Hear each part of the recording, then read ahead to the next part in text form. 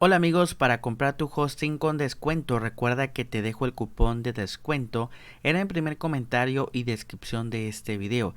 En cuanto le das clic te manda a la página oficial. Vamos a bajar y aquí debes de seleccionar el plan que más te guste y que quieras contratar. Para el ejemplo del video vamos a seleccionar el plan emprendedor. Dale clic abajo, contratar ahora, y yo te recomiendo aquí contratarlo a 3 años porque te estarías ahorrando la mayor cantidad de dinero.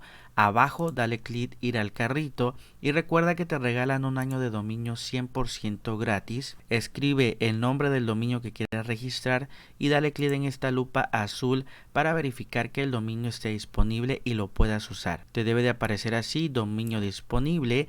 Dale clic abajo, adicionar dominio, y listo, ya no movemos nada. Como puedes ver, tenemos el cupón que se estaría aplicando al finalizar tu compra, y dale clic acá donde dice continuar con la identificación. Aquí te tienes que abrir una cuenta en HostGator, ingresa tu correo o una contraseña, dale clic abajo en crear una cuenta y después completa tu registro donde dice soy empresa, déjalo vacío, y debes de ingresar todos tus datos personales. Dale clic abajo continuar al pago y debes aquí de seleccionar el medio de pago que más te guste. Si pagas por ejemplo con tarjeta de crédito, aquí abajito debes de ingresar todos los datos de tu tarjeta y por último le das clic en finalizar compra para que ya se pueda procesar tu pago, y de esta manera ya habrás comprado tu hosting y también te estarán regalando el año de dominio completamente gratis aquí en HostGator. Recuerda que también tengo un tutorial en español donde te enseño cómo usar el panel de control en HostGator de forma muy fácil y sencilla.